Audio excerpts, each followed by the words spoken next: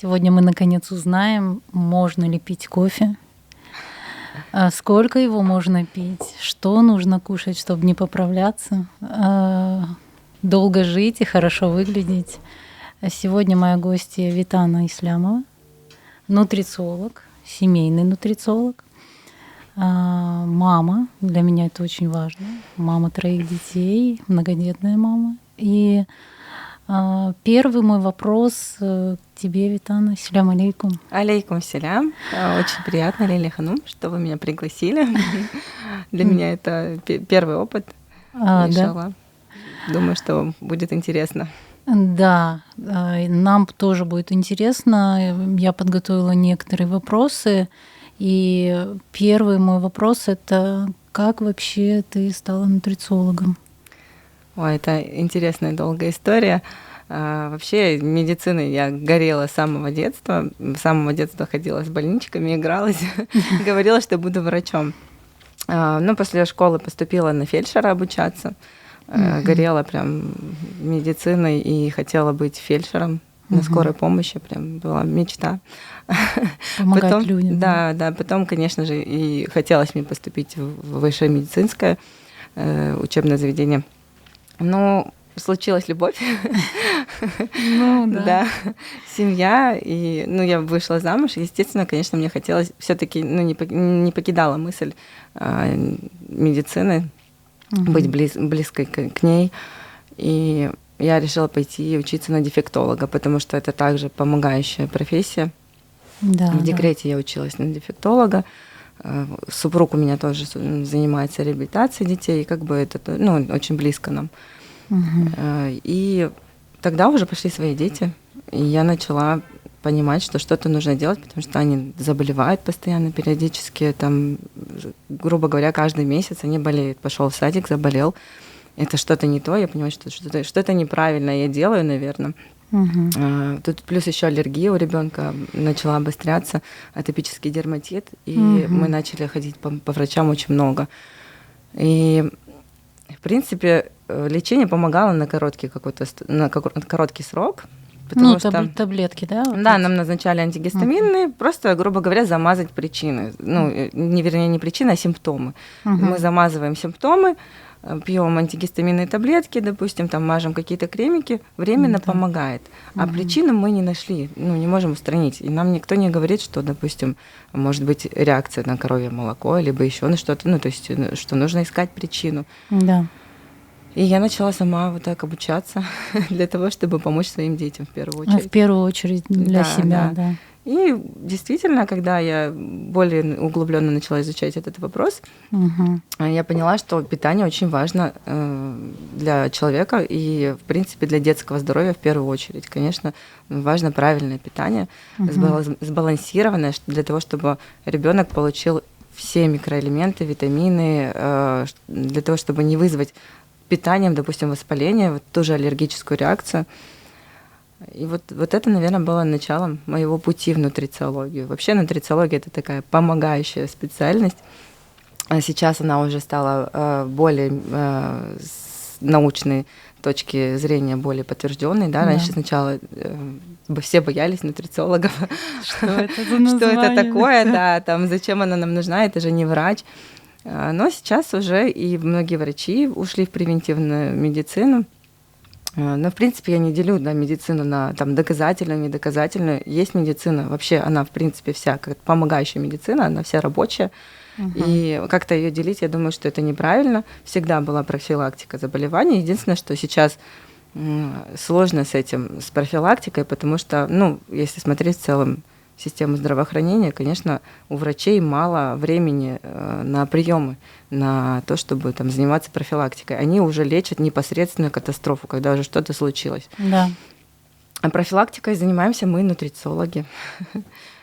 Вот это, наверное. Скажи мне, пожалуйста, нутрициология, только ли это про питание? Нет. Нутрициология в целом охватывает весь здоровый образ жизни. И питание, и сон, и питьевой режим, и гиподинамия. Мы тоже занимаемся вопросами. Что это? Когда человек мало движется, то есть сейчас вообще тотальная гиподинамия. Да, есть такое. из-за того, что много сидячей работы, да, в основном у всех сидячая работа, мы мало двигаемся, и это тоже огромная проблема. Я даже в своих схемах, да, когда ко мне приходит человек, я ему прописываю прям там минимум 7 тысяч шагов в день вы должны проходить. Еще причем объясняю, почему, зачем, как, и говорю, что хотя бы желательно там перед сном погулять, это очень важно. Так мы же это все знаем. Мы это все знаем, но не применяем. То есть мы знаем, что нужно погулять, там походить немножко, но настолько вот человек выматывается, да, наверное, в течение дня. Сериалы еще есть. Есть, да, есть сериалы, и как бы, конечно, мы выбираем то, что... Ну, вообще мозг, в принципе, он не дурак, он же не будет себя заставлять ходить. Зачем оно надо? Должна же быть какая-то мотивация для этого, да, и мозгу как бы легче полежать на диване, ну, то есть как бы не напрягаться, не напрягать тело свое. Когда, тем более, когда человек истощен, у него нет желания ходить никуда, когда у тебя там тотальный дефицит, и тебе не захочется никуда идти, тебе хочется просто сделать свою работу и лечь и валяться. И вот такая вот апатия, ну, то есть, в принципе, если не заниматься своим здоровьем, да, и вот не вести здоровый образ жизни, у тебя не будет жизненной энергии на то, чтобы что-то делать. Да.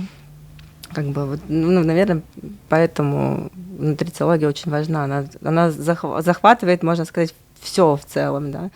А вот первый твой вопрос человеку, который к тебе обратился, какой? Смотрите, вообще, когда ко мне человек обращается, у меня есть целая анкета. Много вопросов. Да, я должна знать весь анамнез. То есть у меня первый мой вопрос в анкете, это понятно, что фамилия, имя, отчество, дальше уже рост, вес, и с чем ты ко мне пришел, с какой проблемой ко мне человек пришел. Дальше уже он описывает свои проблемы, есть ли хронические заболевания. Но в этой анкете, в этом опроснике я захватываю все вопросы, то есть касаемо его здоровья. Детально собираю анамнез, и только уже из анамнеза я смотрю, ну, какие анализы ему нужно сдать, и на что обратить внимание, как бы мне самой. Даже вот недавно была история, ко мне обратилась девушка с лишним весом. Вот у нее был единственный запрос лишний вес, и она говорила о том, что у нее нет сил. У нее вот упадок сил такой. И я понимаю, что... И вопрос был у меня, есть ли у вас отеки? Она сказала, что есть сильные отеки. Конечно же, тут я начала, ну, как бы понимать, что, возможно, есть проблемы с почками. Обычно я рекомендую сделать УЗИ там, органов брюшной полости, щитовидки, и этого мне достаточно. Но в этой ситуации что-то вот мое, видимо, все-таки медицинская моя база, она мне дала понять, что нужно еще почки посмотреть. Сделала на УЗИ почек, и на почках появилось образование. Действительно, девушка ко мне пришла, и у нее и показатели по крови, биохимия была нехорошая. Ну и понятно было, что по УЗИ у нее уже проблемы. То есть даже просто из анамнеза уже понятно. То есть когда человек говорит, что у меня там слабость, там, не знаю, апатия или еще что-то, я понимаю, что, скорее всего, это анемия, допустим. Анемия, это, кстати, тоже тотальная вообще, она поголовно у многих есть. Это анемия, и многие этим не занимаются. Но я к тому, что... Но это же не мешает, вот оно повседневной жизни. Нет, да, ты не умрешь, конечно, ты не умрешь от анемии, но это просто ухудшает качество жизни. Ну, 100%. И, конечно, уже просто исходя из анамнеза, из жалоб, ты можешь понимать, куда копать. То есть где нужно обратить внимание, да, и где слабые точки у этого человека. Скажи, пожалуйста, обращаешь ли ты внимание на эмоциональное состояние человека, который к тебе обратился? Это очень важно. Ментальное здоровье в первую очередь. Если мозг не будет в порядке, конечно, уже оно все взаимосвязано, да, он за собой тянет уже остальные физические проблемы. Обязательно важно себя настраивать на лучшее. И у человека должна быть какая-то цель в жизни, да, как бы когда человек живет без цели, у него нет, опять-таки нет сил, и оно все друг за другом, да, тянется. То есть тебе нужно еще помимо всех твоих образование и знания, тебе еще нужно навыки иметь психолога. Да, это правильно. Ну, как бы я, например, на своих консультациях стараюсь расположить человека, да, успокоить в первую очередь. Успокоить, да. Как наши преподаватели говорили, что человеку должно быть легче после того, как он с тобой поговорил. Угу. То есть пришел человек на консультацию, ему уже должно быть легче после твоей консультации.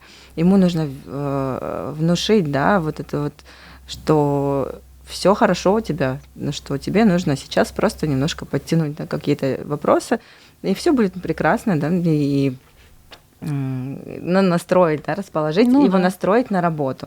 Еще очень важно, есть такая проблема, когда человек дошел, да, до какой-то цели. Допустим, вот ко мне часто приходят со снижением веса, хотят снизить вес. Ну да. Они питаются классно, там, пьют добавки, все хорошо, похудела на 10-15 килограмм, и начинает расслабляться. Да. Она же дошла до своей цели, и тут уже думает, ну ладно, тут одну пироженку, еще что-нибудь съем, там где-то вовремя не лягу спать.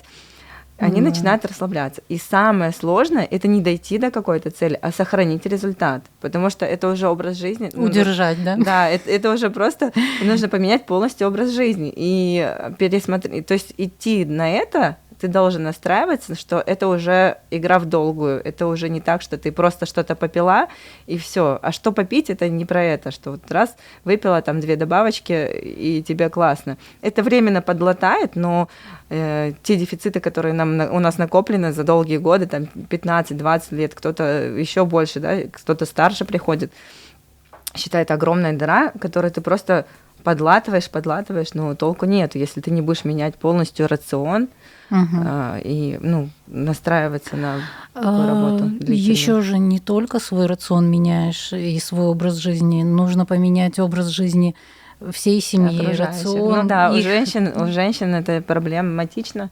Часто многие говорят, что ой, мой муж это не ест.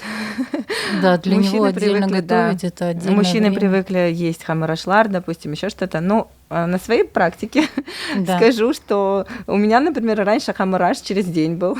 Это, если вспомнить свою юность, я такая хорошая жена, там через день готовила что-то, еще и пекла. Я раньше занималась выпечкой тортиков, такая прям вся хорошая хозяюшка. Но постепенно, да, может быть, не за 1 год, постепенно мы пришли к тому, что все нормально питаются.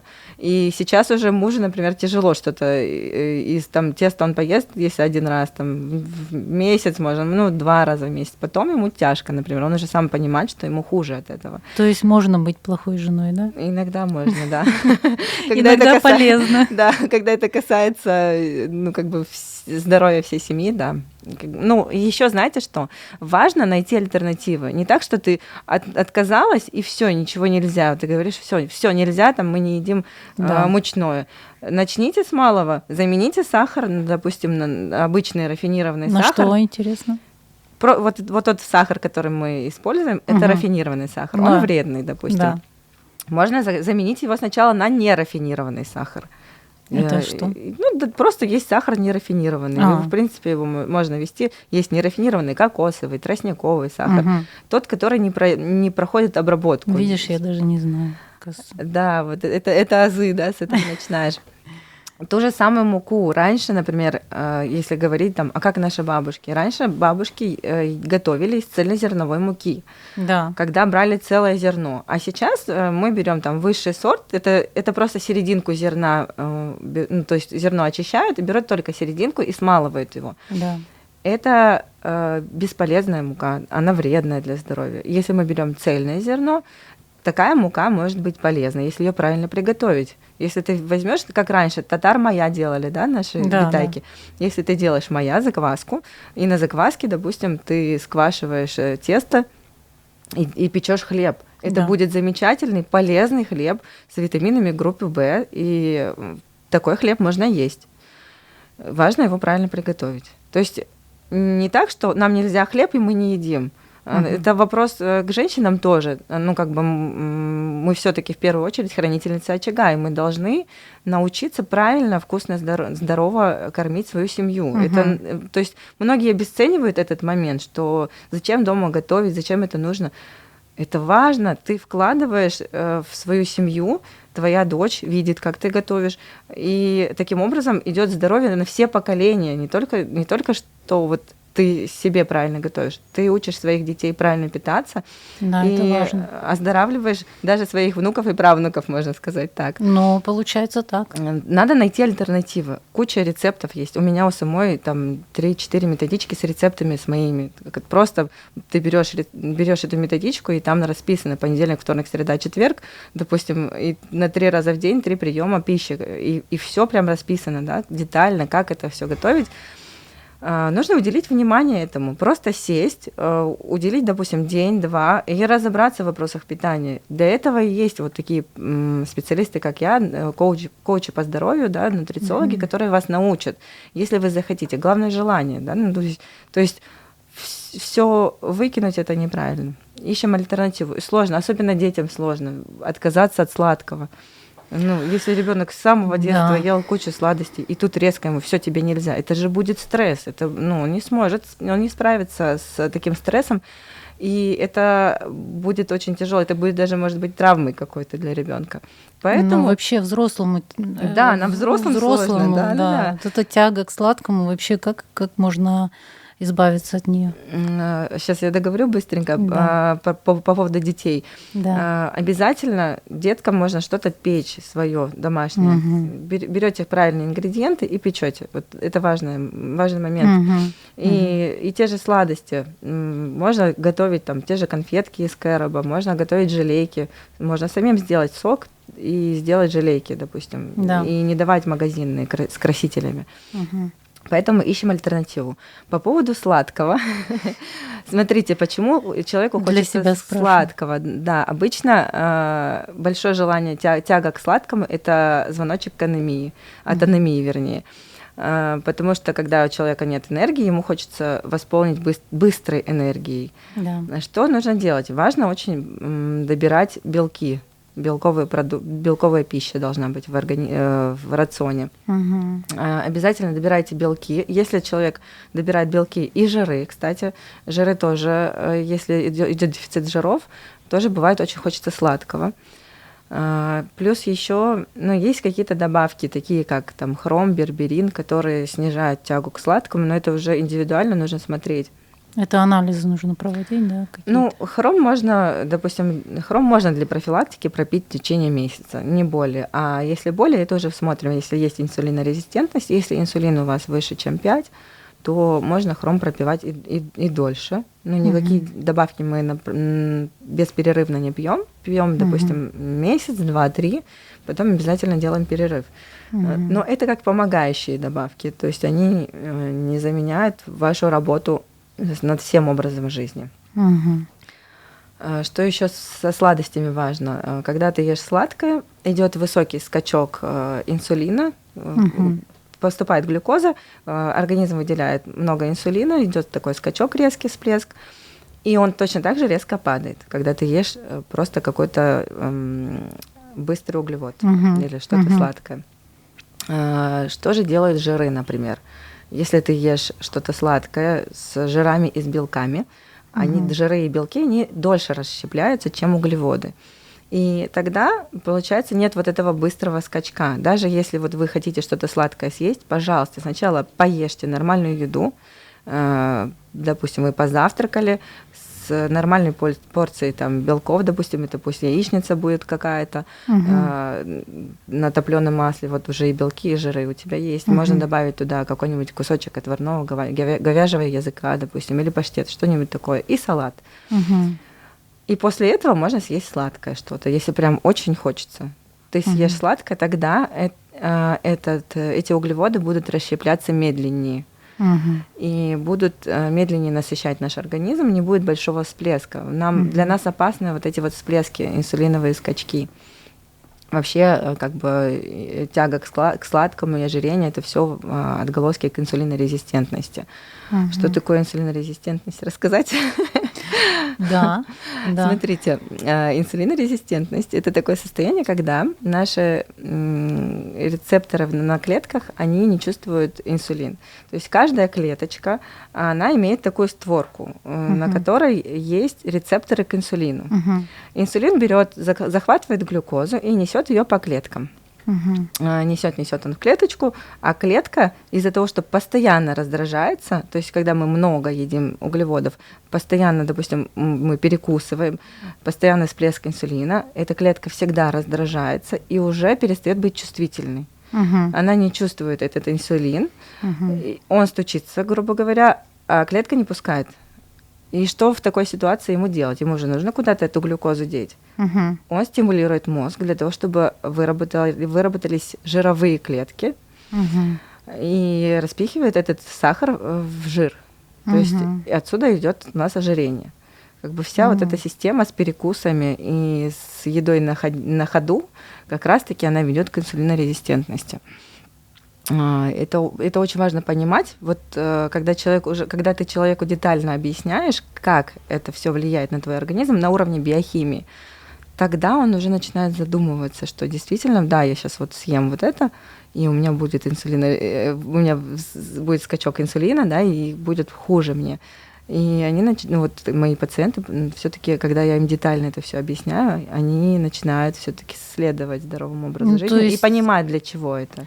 То есть лишний вес это не обязательно только вот проблема с питанием. Правильно? Нет понимания, да, почему это со мной происходит, да? В первую очередь, да, нужно объяснить, с моей стороны, да, как специалиста, я должна объяснить все механизмы действия, да, вот это почему у нас получается ожирение, что идет нарушение гормонального фона, да, идет понятно, когда ты не ложишься вовремя спать, у нас не выделяются правильно те гормоны, которые должны восстанавливать наш организм, допустим. Когда человек в постоянном стрессе, это тоже влияет, выделяется. Во-первых, это, конечно, все-таки гормональная тема. Выделяется много гормонов стресса, и он не дает организму правильно работать. И вот это все важно детально объяснить, что у тебя ожирение не потому, что ты много ешь.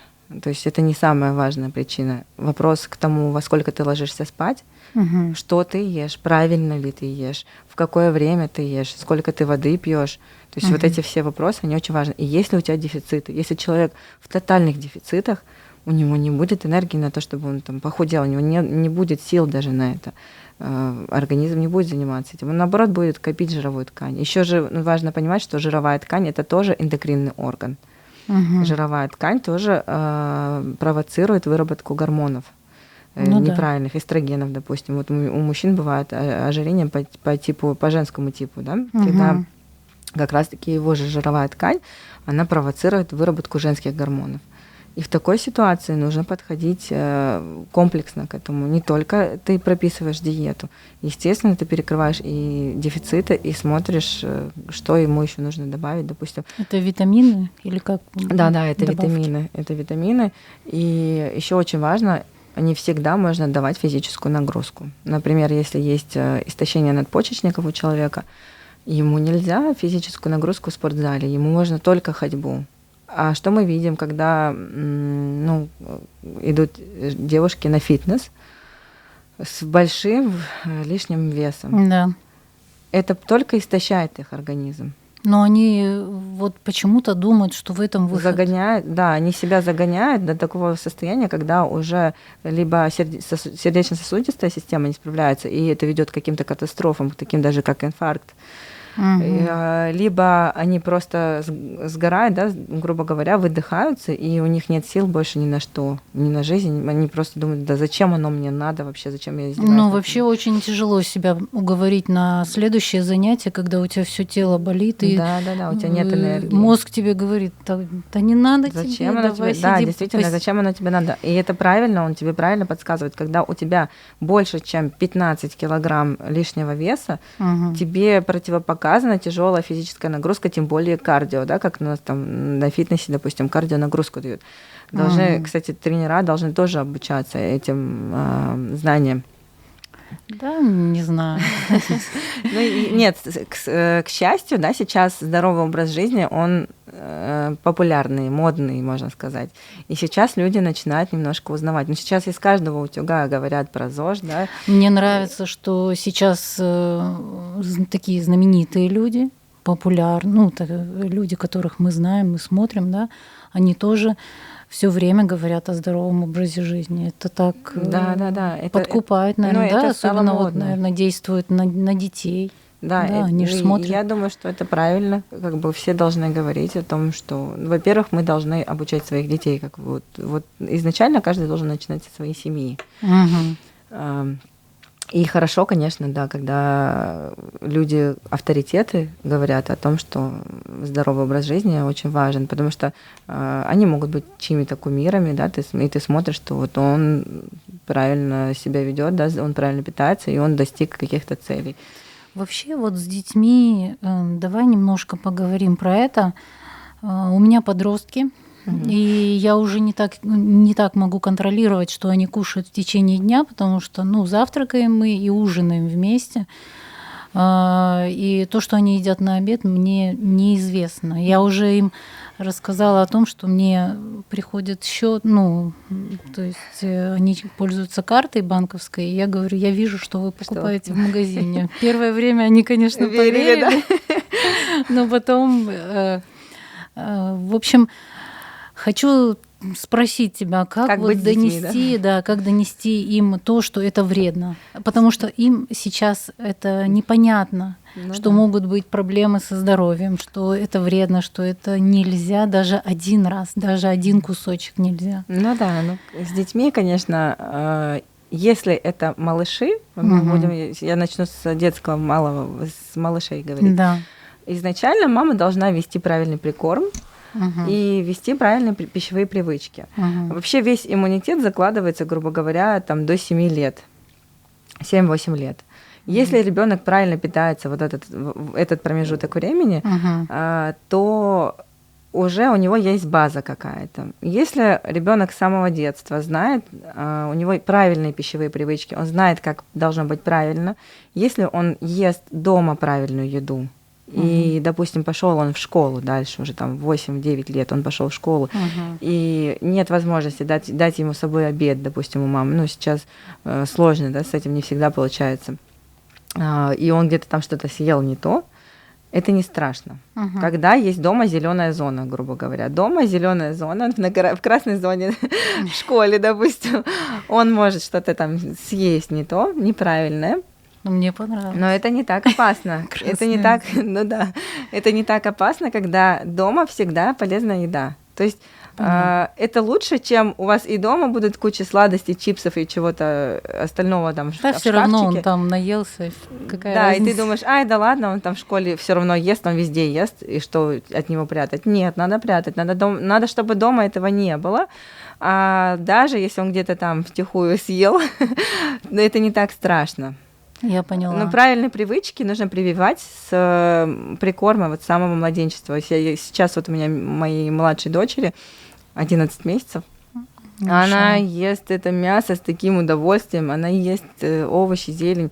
Просто все потому, что я начала правильный прикорм, начала с белков и жиров. Я не начинала давать ей каши, вот как с первыми детьми. Со старшей, конечно, мы все наделали делов. А каши? Нет, каши нельзя. Смотрите, у ребенка все неправильно. Важно это знать уже, принять как факт, и дальше уже делать, что зависит от нас. У ребенка нет ферментов, переваривающих злаки. Изначально, да, вот с началом ввода прикорма примерно 6 месяцев, и их нету просто ферментов для того, чтобы переварить клетчатку эту сложную. Если мы даем какие-то каши изначально, это подрывает их гормональную систему, да, и опять-таки вопрос к поджелудочной, нагружает поджелудочную железу. Но что для них физиологично? Оказывается, физиологично начинать прикорм с белков и жиров. То есть это пусть будет первый прикорм, это желток, допустим. И этому нас учили еще в колледже, в медицинском колледже, нас учили по педиатрии, начните прикорм с желтка.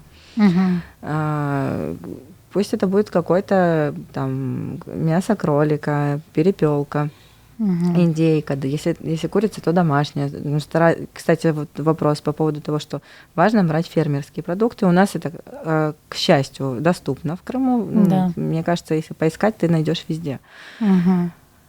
И потом уже, допустим, в первый месяц прикорма ты вводишь там жиры, потом и постепенно уже добавляешь, можно какую-то клетчатку, те же там какие-то овощи, кабачок, но добавляешь туда немножечко масла, потому что масло какое? Топленое. Сарамай. Важно, наш правильно. человек. Да. Ну, как бы вообще нужно к истокам возвращаться, к тому, как питались наши предки. Тоже сейчас очень мы поговорим интересный вопрос. Да. Смотрите, потом, допустим, мы добавляем потихонечку какие-то овощи постепенно, и только к 9-10 месяцам можно вводить крупы, каши, но не готовые каши, как у нас продаются готовые кашки, запарил и все. Посмотрите состав этих каш. Там в составе куча добавок. Сахар, рафинированные масла, составы ужасные. Если вы, допустим, хотите дать из баночки пюре, можно, да, когда ты торопишься, бывает такое, что тебе нужно дать, но в составе должно быть там только, там, допустим, филе индейки, и все, никакого там рисовой крупы, там, рисовой муки там, или еще чего-то. Состав должен быть правильный. Читайте составы, и можно найти такие продукты. Вот консерванты? Там нет таких консервантов, они, я не знаю, каким образом сохраняют, просто, скорее всего, из-за того, что термообработка, они запечатывают, и все, как бы, и она сохраняется. У меня есть сейчас методичка по прикорму, и там я уже даю даже ссылки на продукты, потому что которые можно заказать, потому что там сложно, допустим, уделить внимание и изучать составы, и, конечно, удобно, когда у тебя уже есть руководство. Да, это удобно. Вот. Я к тому, что есть очень много информации. Вот если ты родила ребенка, допустим, женщина, уже будучи беременной, она должна уже интересоваться этими вопросами прикорма, уже должна знать, как правильно кормить ребенка для того, чтобы заложить вот это здоровье, зачатки к иммунитету с самого малого возраста. И даже вот я опять-таки вернусь к своей дочери. Даже если смотреть по ее физическому состоянию, я вспоминаю свою старшую, она была вся такая рыхлая. У нее были суставы такие слабенькие, вальгус, ножки у нее были кривые. И смотришь на вот эту, она такая упитанная, видно, что ребенок здоровый, у нее прям классная мышечный тонус хороший, да, такое тело. Да, я всегда тоже думала об этом, что мы на первых тренируемся. Да. Первые подопытные. Ну, что сделать? Жизнь такова. Вот, поэтому совет тем девушкам, которые в положении или планируют деток, пожалуйста, не делайте, как мы, не учитесь на первых, учитесь заранее. Я помню, что это было давно, конечно, когда у нас родилась дочь. Был такой доктор Комаровский, он до сих пор есть.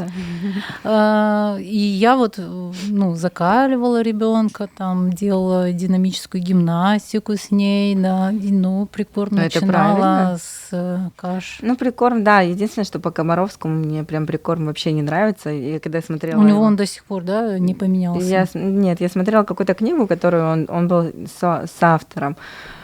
И там просто тотальная реклама была пюрешек магазинных. То есть, да, тут есть вопросы.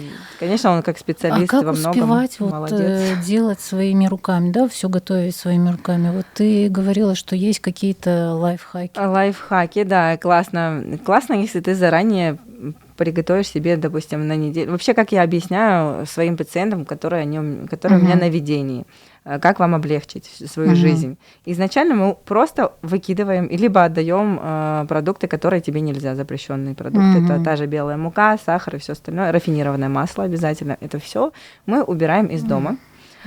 Пишем список продуктов. Да. Что тебе нужно закупить. В идеале, если у тебя будет меню, вот реально просто хотя бы, пусть это не будет там какое-то меню ресторанное, просто на неделю себе набросай список блюд, которые ты можешь приготовить. Да. И уже исходя из этого списка блюд, пожалуйста, напишите себе список продуктов, что нужно купить. Это реально экономит и время, и деньги, потому что ты лишнего не покупаешь. Исходя из списка, покупаешь продукты, и классно можно на неделю сделать заготовки. И что с ними делать? И заморозить. Заморозить? Да, смотрите, что хорошо. Например, ты берешь филе, допустим, там любого мяса, берешь рыбу, берешь фарш и рыбный, и мясной, там, то есть разные части, допустим, мяса, и делаешь заготовки: тефтели, фрикадели, котлеты, отбивные. Тоже мясо просто замариновать можно заранее уже. Там рыбу можно порционно разделить, да, там головную часть и хвост, и готовишь на суп, убираешь заморозку. Филешку ты можешь там на запекание оставить, какую-то часть на засолку.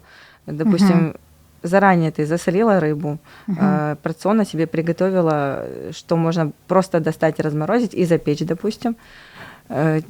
Накрутила фрикадели, заморозила в морозильник положила. Класс. Смотрите, еще классная основа под все. Это бульоны варить. Один раз в неделю ты это делаешь, один раз в неделю ты варишь костный бульон. Да. Можно сделать говяжий костный бульон, очень классный костный бульон из индейки получается. Если индюшиные крылья варишь, 3 часа варки с добавлением немножко уксуса и разных овощей и специй, получается идеальная основа под все. Под любые каши, под любые супчики, под подливки. Замораживаешь эти бульоны впрок.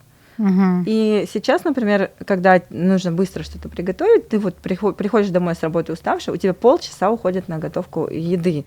Потому что ты за эти полчаса просто взяла что-то, закинула в духовку, достала этот бульончик, закидала туда готовые фрикадели, и там, допустим, какие-то овощи, все, у тебя готовый суп и готовое что-то первое, второе. Ну, вкусно. И очень вкусно, это Звучит домашняя вкусно. еда, да. Просто мы привыкли к какой-то одной еде, еда вообще однообразная стала, и это неправильно. Должно быть разнообразие для того, чтобы развивать наш микробиом правильно в кишечнике. Для микробиота нужно, чтобы была разнообразная пища. И тогда разные бактерии у нас вырабатываются, разные бактерии у нас разрастаются, и они дают как раз-таки весь иммунитет у нас в кишечнике находится. Вот это самое, да, основа, что весь иммунитет в кишечнике, запомните. И если вы в кишечник кладете что-то неправильное, вы будете рассыпаться. Да, ты не умрешь от того, что ты в дефицитах. Но качество жизни пострадает настолько, что у тебя просто не будет желания жить. Вот, просто нужно понять вот это. Ну да, и, соответственно, влиять на жизнь окружающих тебя близких людей. И вот своим плохим настроением, эмоциональным состоянием. Скажи, пожалуйста, вот режим питья, да, мы все знаем, вот эти 2 литра, 2,5 литра в день. Как правильно пить? Ну, смотрите. С чего вообще нужно начинать? Норма вообще питья 2 литра в день. Это появилось как мода, когда появились пластиковые бутылки, вода в пластиковых бутылках. Да. И тогда пошла мода на то, что нужно пить 2 литра в день. Это не совсем правильно. Какой-то четкой нормы ко всем вот именно нет, что вот обязательно нужно выпить. Сейчас уже есть такое мнение, что желательно 30 миллилитров на 1 килограмм веса выпивать воды. Но нужно смотреть ваши особенности, да, то есть бывают такие состояния, когда человек не может пить много воды, и это неправильно будет, если он будет наводняться, чересчур, да. При разных состояниях, если мы говорим о здоровом человеке, то это примерно 30 миллилитров на 1 килограмм веса воды. Мы должны выпивать чистой, очищенной воды. Это тоже очень важно. Если есть возможность, очень важно поставить фильтры, да, и пить воду очищенную, потому что проблем с почками сейчас тоже очень много. Но еще, конечно, проблемы с почками как раз-таки связаны из-за дефицита магния. Вот многие камни в почках образуются еще из-за того, что мало магния человек потребляет. Это тоже очень важно. Вот вообще можно сейчас сказать о базовых добавках, которые можно давай, пить. Пожалуйста, поговорим про это. Вообще могу я себе вот назначить, да, сама вот знаю, там магний надо, там омегу надо, там витамин D надо, вот по месяцу пропить? Без каких-либо... Ну, чисто теоретически, да. Ну, смотрите, что мы можем пить практически на постоянной основе, это витамин D, потому что мы его мало получаем. В каких количествах? Если говорить о профилактической дозе, то это 1000-2000 единиц. Угу. Если мы уже смотрим, ну, если человек никогда его не пил, конечно, можно и по 5000 единиц пить. Угу. А дальше уже более высокие дозы мы смотрим по анализу на витамин D 25 ваш, и уровень витамина D должен быть не менее 70. То есть если у вас меньше, то витамин D нужно восполнять в более высоких дозировках, но нужно понимать, что у него есть кофактор, да, который помогает ему усваиваться, это витамин К2. Если мы пьем высокие дозировки, то нужно его пить D3 плюс К2. Что еще очень важно, нужно пить магний. Магний в каком виде? Там же есть цитрат. Есть, да, есть разные формы магния. Цитрат, малат, глицинат. Да. Это те молекулы, да, как он связывается, да, и как он поступает в наш организм. На что влияет? Практически любой магний можно пить всем. Ну, то есть нет такого, что тебе только цитрат, тебе только малат. Нужно подбирать индивидуально. Каждый, вот, допустим, сегодня я взяла цитрат магния. Это самая простая, самая биодоступная форма. Она хороша тем, у кого есть проблемы с кишечником, да, проблемы с дефекацией. Да. Он очень хорошо помогает. Цитратная форма хорошо влияет на этот вопрос именно. И она быстро восполняет у нас дефицит магния. Допустим, если магний глицинат, мы так привыкли говорить, что он более лучше воздействует на клетки мозга. Он больше расслабляет твою голову. Глицинат, L-трионат, это хорошая форма для детей. Но магний нужно пропивать практически ежедневно. Ну, вообще желательно ежедневно пить магний. Допустим, ты 3 месяца попила магний, делаешь перерыв месяц и снова пьешь. Во-первых, все мышцы зависят от него, да, то есть весь вот этот вот мышечный тонус зависит от него, работа сердца, возможность усваиваться другим витамином тоже как раз-таки зависит от магния. И это самый расходуемый микроэлемент в нашем организме, который нужно восполнять. Из пищи мы его столько не получаем. Да, только хотела спросить, из пищи. Нет, из пищи там мы он его в бананах, по-моему, есть. Магний и в мясе есть. Ну, то есть магний мы все равно столько и в орехах. Это сколько килограмм мяса? Это много. То есть мы, учитывая нашу нагрузку сейчас век, информационный век, да, когда мы, допустим, нашим бабушкам не нужно было столько магния пить, чем как нам, потому что бабушка, допустим, живя в селе, она не получала столько информации, наверное, за всю свою жизнь, как мы можем получить за, допустим, 2-3 дня. Пару часов. И пару часов, да, у нас везде и телевидение, и YouTube, допустим, интернет, то есть все как бы, очень много информации, даже ты просто на улицу вышел, куча реклам, и это все информационный шум, который нужно успеть переработать, плюс очень много энергии мы затрачиваем физически, да, на свою работу. Сейчас все-таки жизнь стала сложнее. И все-таки. Да. И еще, что хотела сказать, продукты стали объединены.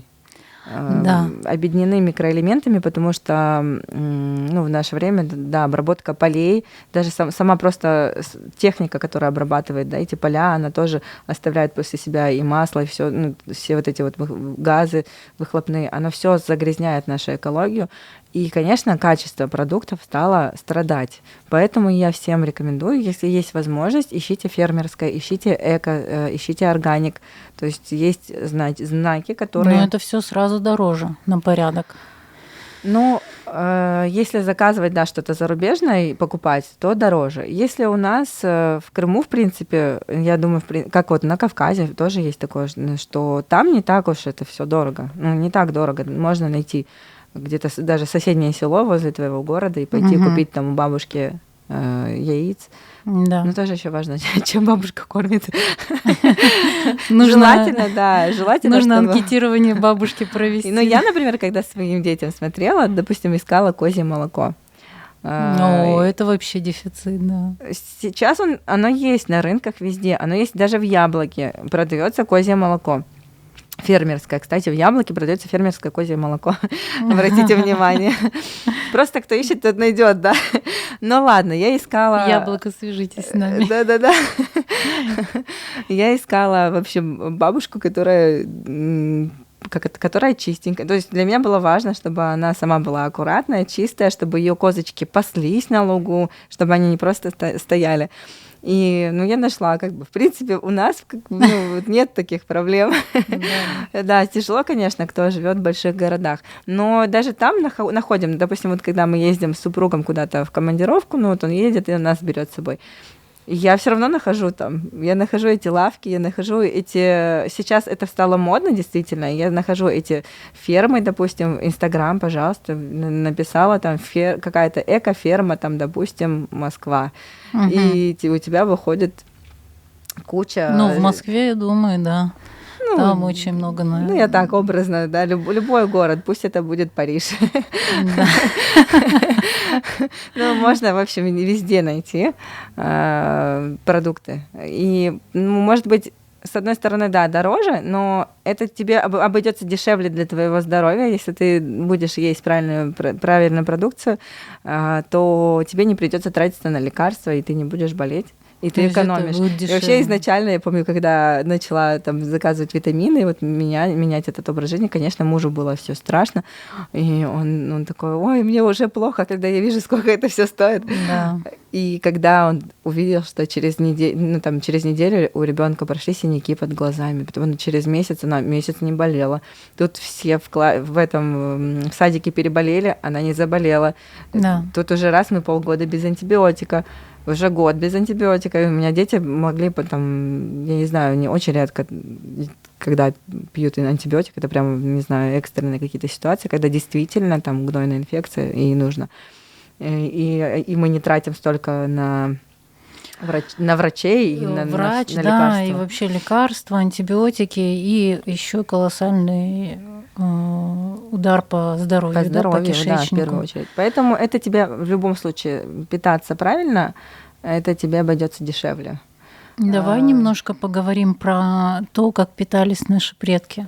Да, это тоже очень Ведь интересная какое-то тема. время, да, они питались, готовили все на топленом масле, они ели мясо, жиры, все это как положено. И потом какое-то время это все было холестерин, да, все нам запретили есть, и какое-то время сейчас опять все возвращается, да, сейчас опять нужно есть как это бабушкину такую вот кухню, там, да, деревенскую.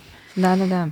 Смотрите, раньше, как наши бабушки, даже дедушка мне рассказывал, они резали быка, допустим, всей улицы на толпу. Они его разделывали и использовали все, как у рожки до ножки, все, в общем, начиная от головы, полностью они и мозг ели, и язык ели, и ножки те же варили, да, и кишки они использовали. То есть мы должны есть животное целиком. Не так, что вот мы только вырезали, вырезку мясную берем, покупаем в магазине. Это неправильно. Она не имеет нутритивной ценности, да, и вырезка, как, допустим, субпродукты.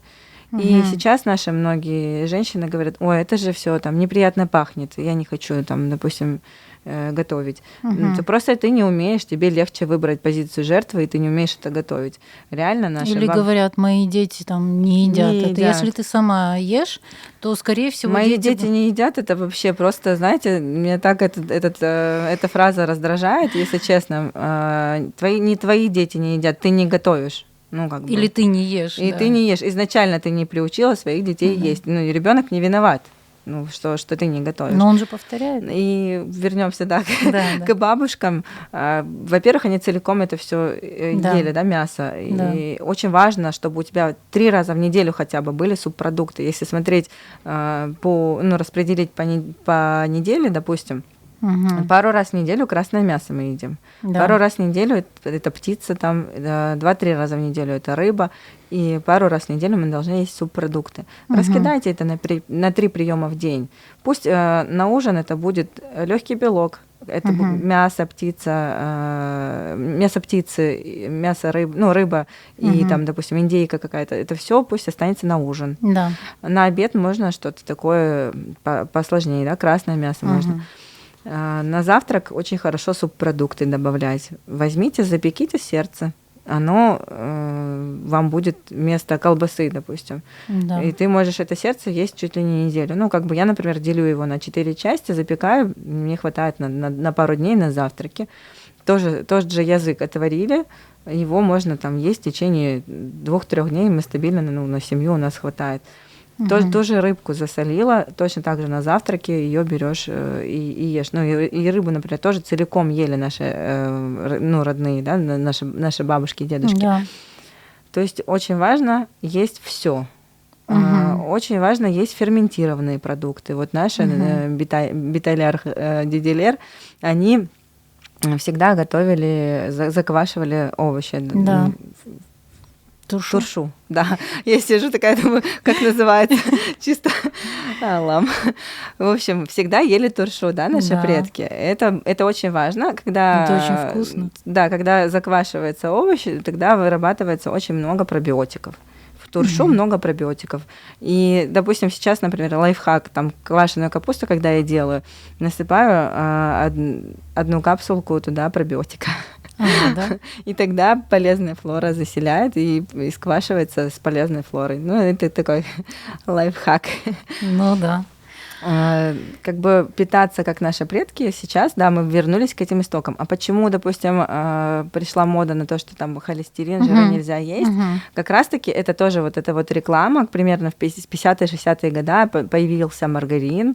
Это... Все говорили, что дешевая альтернатива масла, и даже говорили, что это полезнее, чем масло. И это стало модно есть. Это все с рекламой, да, нам навеяли.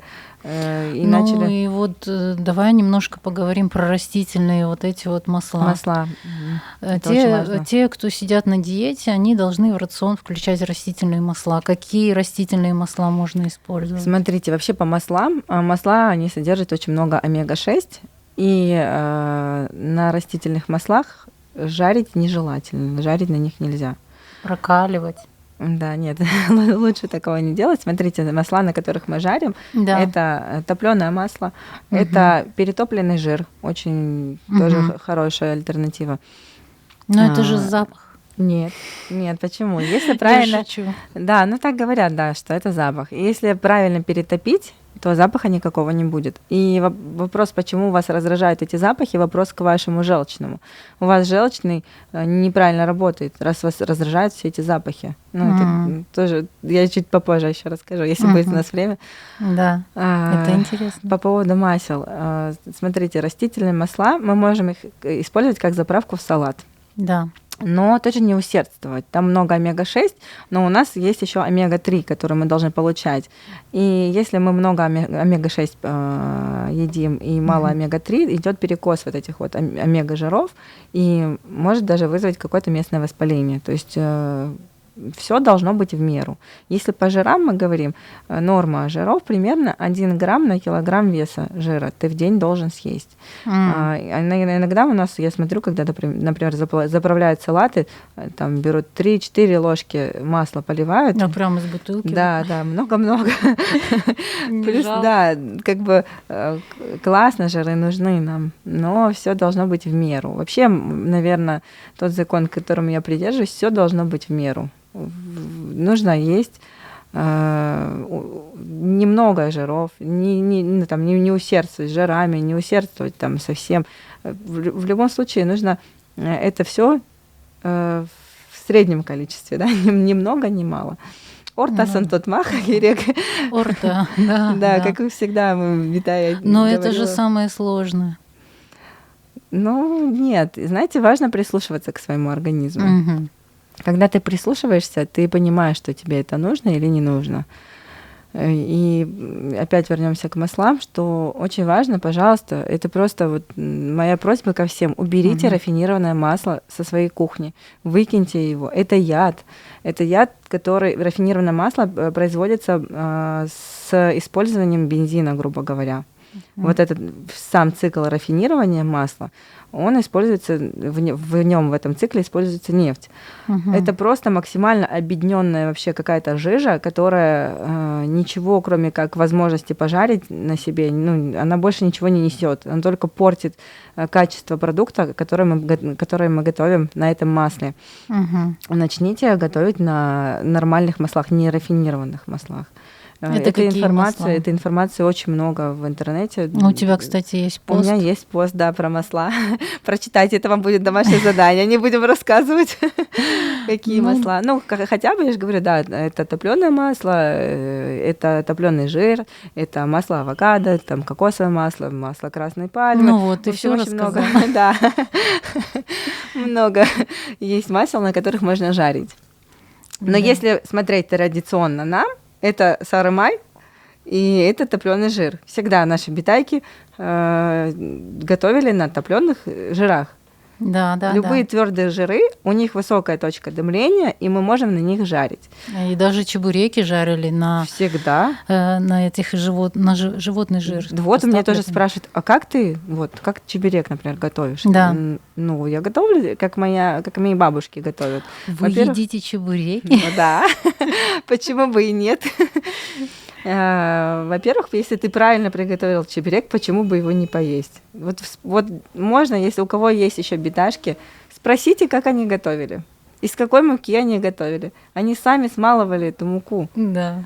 Они сами мололи муку и готовили на нем. И готовили чабан-чебурек, допустим, и без масла. Чабан-чебурек? Это... Ну, наши говорили чабан-чебурек. Не знаю, это янтых, наверное, да, кто-то говорит янтых. Ну, вот... На сухой сковородке, когда. Вот один дедушка, он шелен. Шумуш. Шумуш, да. Вот Шумуш, он дедушка говорил... Ускутле, он тоже говорит Шумуш. Да? Ускутле? Это интересно, у меня тоже дедушка Ускутле. Да. Он говорил, что на сковородке растапливали животный жир, и туда вот ложили. То есть это не совсем янтах, не совсем тугерек, да, а вот шумуш. Да, это очень я знаю. Вкусно, да. Он рассказывал, просто захотелось попробовать. Да, вкусно. И вот попробуйте из цельнозерновой муки это приготовить. Допустим, чтобы она была более тягучая, да, вот это тесто, его просто кипятком можно, как вот заварить это тесто, оно будет более тягучее и не будет рассыпаться. И важно, конечно, хорошую муку подобрать. Если мука, допустим, совсем грубого помола, она подходит больше к хлебам. А вот ищите мелкий помол, из мелкого помола получается хорошее тесто. Да. И вообще по муке очень важно, можно дома иметь разные виды муки. И уже просто ты сама, ну, когда у тебя уже оно есть, ты сама понимаешь, что там, допустим, на одной рисовой муке там ты не приготовишь там что-то. Ты уже добавляешь туда, допустим, какую-то нутовую муку, цельнозерновую муку, еще. То есть разновидностей у тебя должно быть много, и ты уже делаешь такой микс.